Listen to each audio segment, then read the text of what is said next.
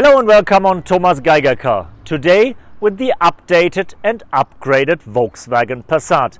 You can't see the changes from the outside, but underneath the skin the car is pretty new and has lots of new technology. So if you want to know what to expect from the still best-selling car in the lower business class, join me on my first test drive and I'll tell you more about it. The engine lineup of the Passat is also pretty familiar, just updated due to the new emission standards, with a particular filter for all the petrol and the diesel engines. On the petrol side, we will have three different types of a four-cylinder: 150, 190 and 272 horsepower. On the diesel side, we have a new entry-level diesel with 120 horsepower. We also have 150, 190 and 240 horsepower. The most interesting powertrain, and the one that is the fittest for the future, is the plug-in hybrid in the Passat GTE, delivering 218 horsepower as a combined power, and with an optimated drivetrain and a bit of a better battery, the electrical range was increased from 50 to 55 kilometers. So enough for all the subsidies that you get from your government. Driving the Passat is a pretty chill and relaxed thing, as it always has been. It does not get your heart beating and your blood pumping.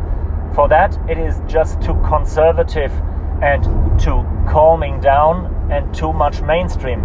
But on the other hand, it's a really relaxed and reliable drive, and you don't have to worry about anything. And you can make use of so much driver assistance systems that it almost competes with a Mercedes C-Class, a BMW 3 Series, or its noble sibling Audi A4. It's way more than I expected it from a Volkswagen, from a budget car in that segment. And it's mostly way more than you could have at Opel's Insignia or Ford's Mondeo. So for me, benchmark. You can almost drive autonomous with the vehicle, at least as far as the law allows you.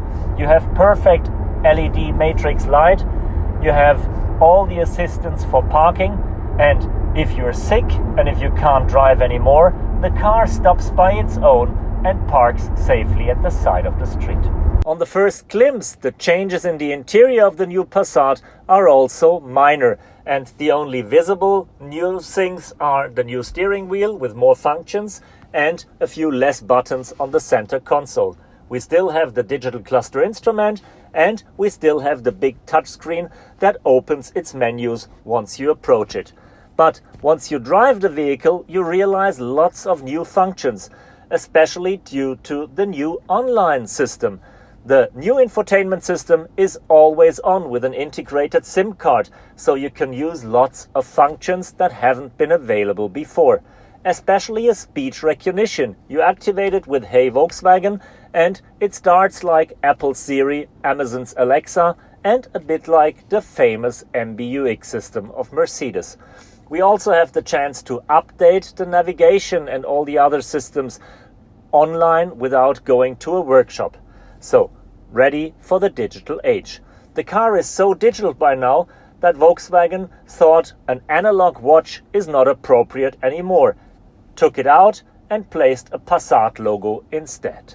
You have to get pretty close to the vehicle to see the changes in the design, because it's only a tiny bit of makeup that was added during the life cycle. You can see it especially in the front lights that are LED standard in all the lineup and LED matrix in the top versions, and you can see it at the back where they added a bit more chrome and a really proud name tag stating out Passat over the whole width of the car. Thanks for joining me on that first drive with the new Volkswagen Passat, a car that has always been a bit underestimated, because I must admit it is not a sexy car that gets your heart beating and your blood pumping, but it is just a good car, and it became even better.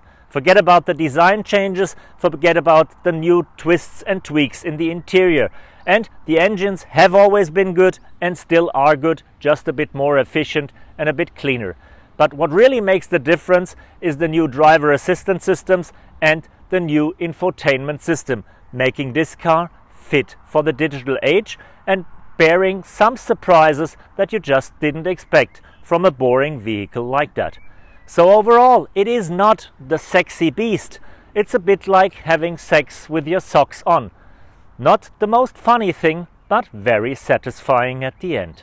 Thank you, Tschüsschen, bye bye and Seitchen.